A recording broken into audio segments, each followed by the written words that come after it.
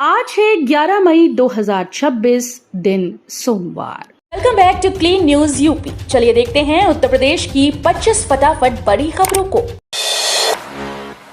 योगी सरकार का मेगा जल प्लान ग्रामीण यूपी में 28,000 करोड़ से बदलेगी गांव की तस्वीर। उत्तर प्रदेश में जल जीवन मिशन 2.0 के तहत योगी सरकार ग्रामीण इलाकों में बड़ा बदलाव करने जा रही है।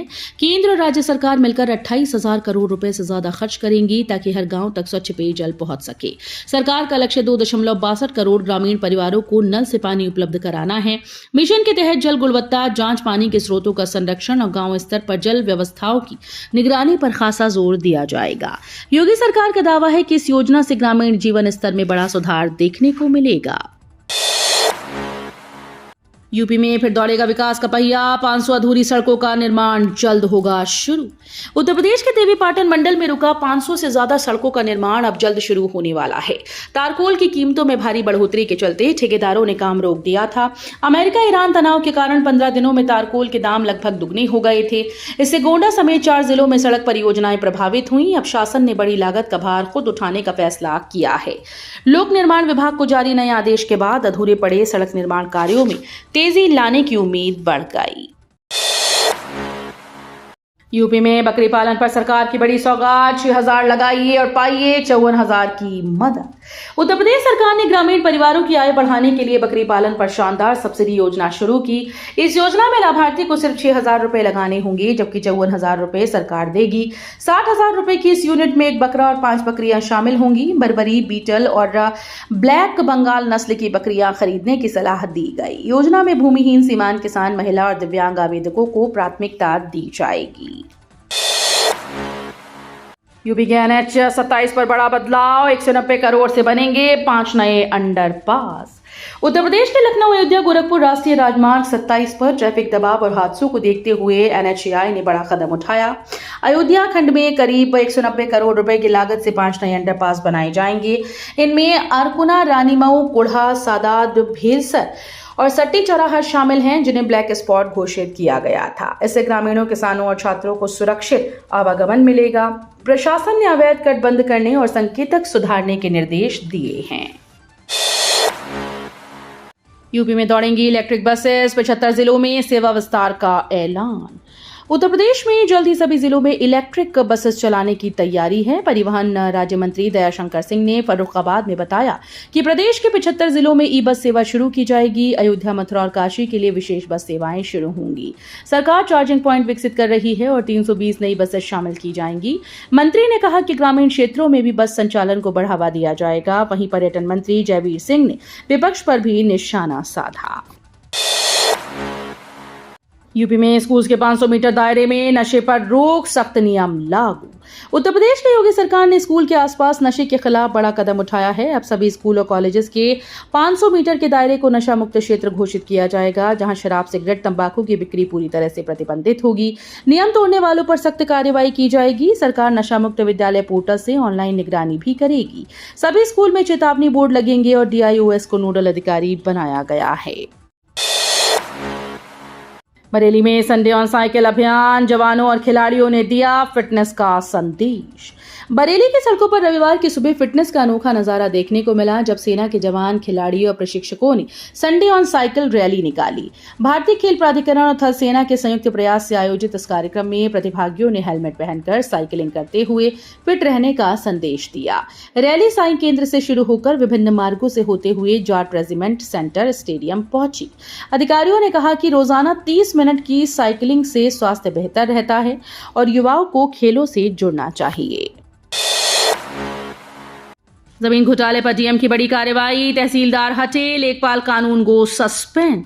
नवाबगंज तहसील के ज्योरा मकरंदपुर गांव में सरकारी जमीन को निजी नाम पर दर्ज करने के मामले में प्रशासन ने बड़ी कार्रवाई की। जिलाधिकारी अविनाश सिंह ने तहसीलदार को पद से हटाकर कलेक्ट्रेट से अटैच कर दिया, जबकि कानूनगो और लेखपाल को सस्पेंड कर दिया। जांच में 2013 के पट्टा मामलों में फर्जीवाड़ा और रिकॉर्ड में हेरफेर सामने आया।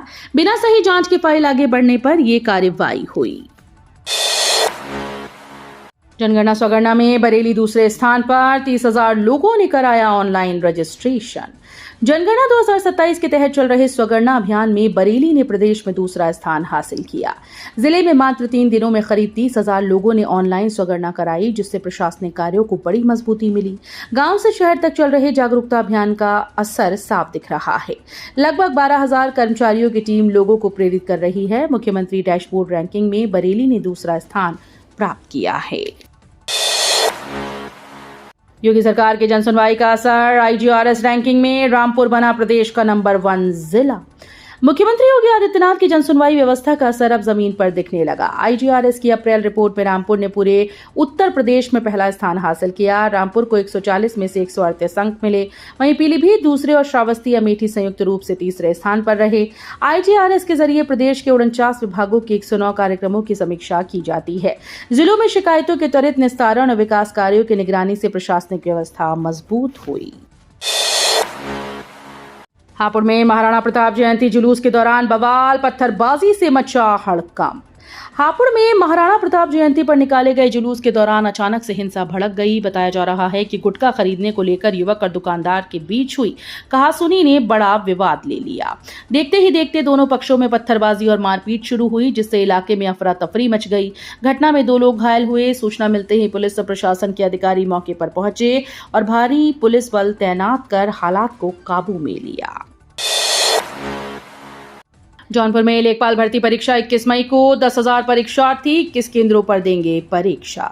जौनपुर में उत्तर प्रदेश अधीनस्थ सेवा चयन आयोग के द्वारा 21 मई को लेखपाल भर्ती परीक्षा आयोजित की जाएगी। परीक्षा सुबह 10 से दोपहर 12 बजे तक 21 केंद्रों पर होगी, जिसमें करीब 10,000 परीक्षार्थी शामिल होंगे। आयोग सचिव हरिकेश चौरसिया की अध्यक्षता में तैयारियों की समीक्षा की गई। परीक्षा की शुचिता के लिए प्रत्येक केंद्र पर स्टैटिक मजिस्ट्रेट, CCTV निगरानी और कलेक्ट्रेट में कंट्रोल रूम स्थापित किया गया। तारकोल महंगा होने से रुकी 500 सड़कें फिर होंगी शुरू, सरकार ने दी राहत। उत्तर प्रदेश के देवीपाटन मंडल में तारकोल के दाम बढ़ने से करीब 500 सड़क परियोजनाओं का काम रुक गया था। लागत बढ़ने के कारण ठेकेदारों ने निर्माण कार्य बंद कर दिया था। अब शासन के द्वारा मूल्य समायोजन का आदेश जारी होने के बाद लोक निर्माण विभाग ने राहत की सांस ली। सरकार बढ़ी हुई लागत का भुगतान करेगी, जिससे रुके हुए कार्य दोबारा शुरू होंगे। गोंडा सहित 4 जिलों में सड़क निर्माण प्रभावित था। अब विभाग बारिश से पहले सभी परियोजनाओं को तेजी से पूरा करने की तैयारी में जुट गई है। यूपी में बनेंगे 2 north south highway corridor. Nepal border से प्रयागराज वाराणसी तक बदलेगी कनेक्टिविटी।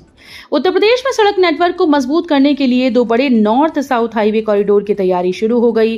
पहला कॉरिडोर कुशीनगर से गाजीपुर होते हुए वाराणसी को जोड़ेगा, जबकि दूसरा सिद्धार्थनगर के नेपाल सीमा क्षेत्र को प्रयागराज से कनेक्ट करेगा। करीब 500 किलोमीटर से अधिक लंबे इन प्रोजेक्ट से 12 जिलों को सीधा लाभ होगा।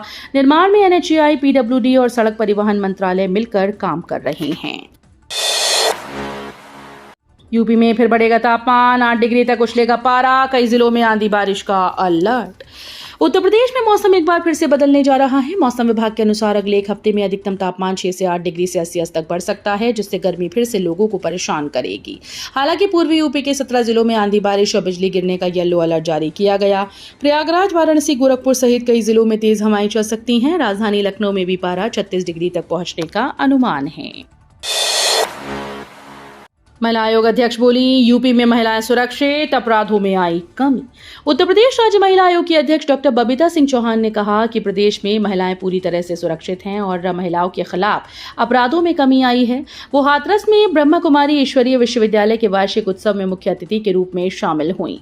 उन्होंने कहा कि अधिकांश अपराध घर या परिचितों के बीच ही होते हैं। मुख्यमंत्री योगी आदित्यनाथ के नेतृत्व की उन्होंने सराहना की। कार्यक्रम में सांस्कृतिक प्रस्तुतियां हुई और मातृ दिवस की प्रासंगिकता पर विचार साझा किए गए। शामली का गुड़ बनेगा ग्लोबल ब्रांड। ओरियोसी योजना से विदेशों तक पहुंचेगी मिठास। उत्तर प्रदेश के शामली का शुद्ध और औषधीय गुणों से भरपूर गुड़ अब अंतर्राष्ट्रीय पहचान बनाने की ओर बढ़ रहा है। एक जनपद एक व्यंजन योजना के तहत शामली के गुड़ को ग्लोबल मार्केट तक पहुंचाने की तैयारी शुरू हो गई। जिला उद्योग केंद्र ने 30 से 35 प्रमुख इकाइयों की सूची तैयार कर कानपुर निदेशालय भेजी है। अब पारंपरिक गुड़ को चॉकलेट, इलायची, सौंफ और ड्राई फ्रूट्स फ्लेवर में भी तैयार किया जा रहा है।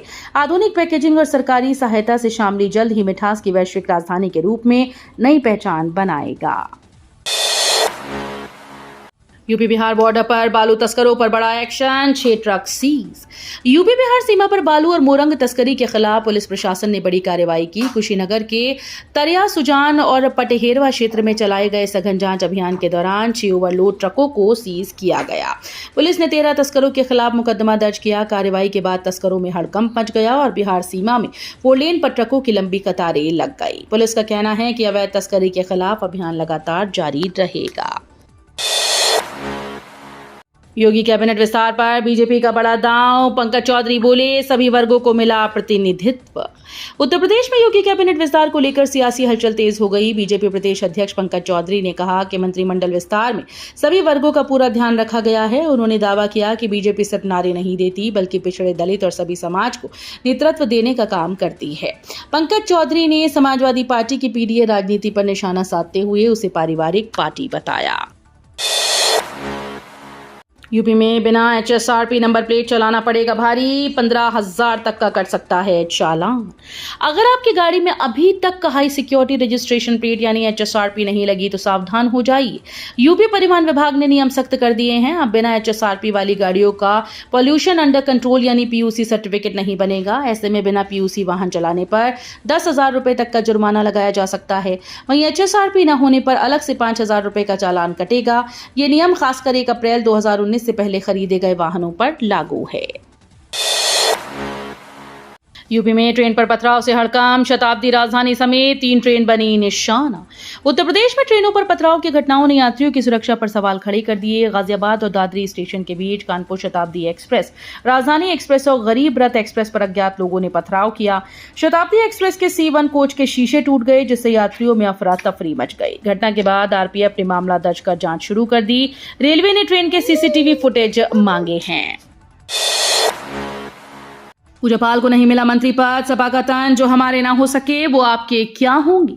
उत्तर प्रदेश कैबिनेट विस्तार में पूजापाल को जगह न मिलने पर समाजवादी पार्टी ने बीजेपी पर तंज कसा। सपा ने कहा कि महिलाओं की बात करने वाली बीजेपी ने भागी विधायकों को भी नजरअंदाज कर दिया। कौशाम्बी की चाय सीट से विधायक पूजापाल का नाम मंत्री पद की दौड़ में माना जा रहा था, लेकिन आखिरी वक्त में उनका नाम कट गया। पूजापाल को पिछले साल सपा से निष्कासित किया गया था। वहीं योगी सरकार में मनोज पांडे समेत 6 नए चेहरों को मंत्री पद की शपथ दिलाई गई। मदर्स डे पर बच्चों ने मां का लिया आशीर्वाद, लंबी उम्र और अच्छे स्वास्थ्य की कामना। मदर्स डे के मौके पर मथुरा में Ramsar SHS institute coaching centre सहित कई स्थानों पर विशेष कार्यक्रम आयोजित किए गए। बच्चों और युवाओं ने अपनी माताओं का आशीर्वाद लिया और उनके स्वस्थ व दीर्घायु जीवन की कामना की। कार्यक्रम में वक्ताओं ने मां के त्याग, प्रेम और संस्कारों को जीवन की सबसे बड़ी शक्ति बताया। मोहम्मद दिलशाद, राम वाशनवे और गौरव खंडेलवाल ने कहा कि मां का सम्मान हर परिस्थिति में करना चाहिए। मैनपुरी में विकास योजनाओं की समीक्षा, याचिका समिति ने अधिकारियों से मांगा जवाब। मैनपुरी में विधान परिषद की याचिका समिति ने विकास योजनाओं और जन सुविधाओं की गहन समीक्षा की। समिति के सभापति अशोक अग्रवाल ने अधिकारियों को निर्देश दिए कि सभी पात्र लोगों तक योजनाओं का लाभ समय पर पहुंचे। बैठक में स्वास्थ्य, सड़क, विद्युतीकरण, पेंशन और स्वच्छता योजनाओं पर चर्चा हुई। आयुष्मान गोल्डन कार्ड, संचारी रोग नियंत्रण और ग्रामीण विकास कार्यों को लेकर अधिकारियों से जवाब मांगा गया। जॉनी कविता पर यूपी मंत्री का बयान, सोशल मीडिया पर छिड़ी बहस। उत्तर प्रदेश के उच्च शिक्षा मंत्री योगेंद्र उपाध्याय के एक बयान ने नया विवाद खड़ा कर दिया। एक कार्यक्रम में उन्होंने कहा कि प्रसिद्ध नर्सरी राइम्स जॉनी एस पापा और रेन रेन गो अवे बच्चों के मन में गलत संदेश और बेईमानी की भावना पैदा कर सकती हैं। उन्होंने इसे भारतीय संस्कृति के खिलाफ बताया। इस बयान के बाद सोशल मीडिया पर तीखी बहस शुरू हो गई। कई लोग इसे अतिशयोक्ति बता रहे हैं, जबकि कुछ ने बच्चों की शिक्षा में सांस्कृतिक मूल्यों पर जोर देने की बात कही। तो ये थी आज की 25 फटाफट बड़ी खबरें। अगर आपको न्यूज पसंद आई हो तो वीडियो को लाइक और शेयर जरूर करें। धन्यवाद।